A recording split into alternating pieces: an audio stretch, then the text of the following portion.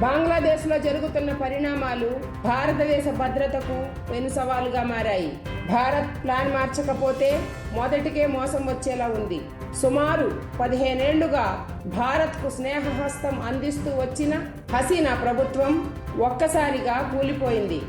మాజీ ప్రధాని ఖలీదా జియా నేతృత్వంలోని BNP మొదటి నుంచి భారత వ్యతిరేక స్వరం వినిపిస్తుండగా, జమాత్-ఇ-ఇస్లామీ పాకిస్తాన్కు అనుకూలమైన పార్టీ.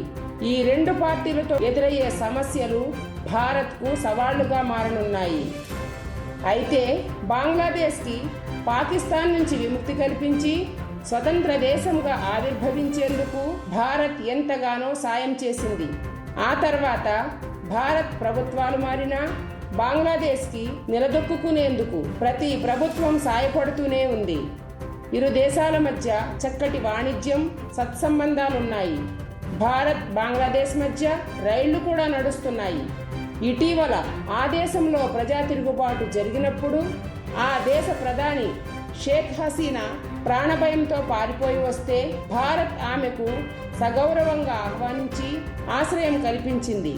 ఆమె ఒక్కరే కాదు, అల్లర్లు మొదలైన తరువాత అనేక వేల మంది ముస్లింలు కూడా భారత్ వచ్చేందుకు ప్రయత్నిస్తున్నారు.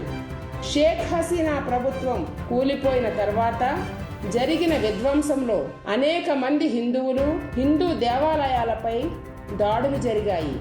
భారత్ పట్ల కొన్ని వర్గాలు విద్వేషం ప్రదర్శిస్తున్నాయి. నేపాల్, శ్రీలంక, ఆఫ్ఘనిస్తాన్, పాకిస్తాన్ విషయంలో కూడా భారత్కు ఇటువంటి చేదు అనుభవాలే ఎదురవుతున్నాయి. ఈ పొరుగు దేశాలన్నింటికీ భారత్ చేయని సాయం లేదు. వాటి అభివృద్ధికి ఎంతగానో తోడ్పడింది.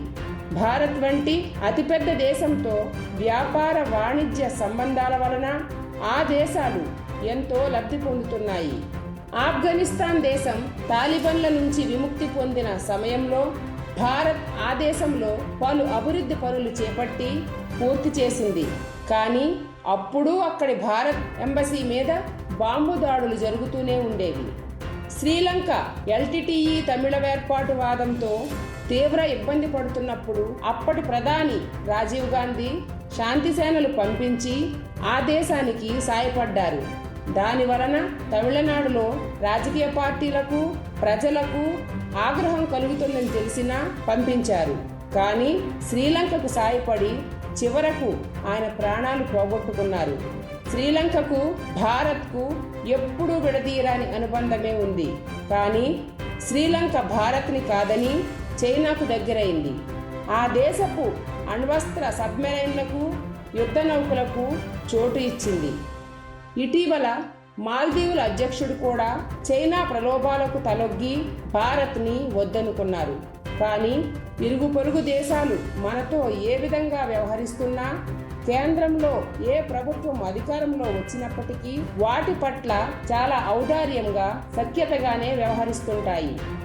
కరోనా సమయంలో ఇరుగు పొరుగు దేశాలు అల్లాడిపోతుంటే ప్రధాని నరేంద్ర మోడీ ఆ దేశాలకు భారత్లో తయారైన కరోనా టీకాలు, ఇతర సామాగ్రిని పంపించి ఆదుకున్నారు. ఇరుగు పొరుగు దేశాల పట్ల భారత్ ఇంత ఉదారంగా సాయం చేస్తున్నా ఆయా దేశాలలో భారత్ పట్ల ద్వేషభావం వ్యక్తమవుతుండడం విస్మయం కలిగిస్తుంది. అంటే వాటి విషయంలో భారత్ దౌత్య విధానం సరిగా లేదా, లేక భారత్ అవసరమైన దానికంటే చాలా ఉదారంగా వ్యవహరించడం వలన అందరికీ అలుసుగా మారిందా అనే సందేహాలు కలుగుతాయి.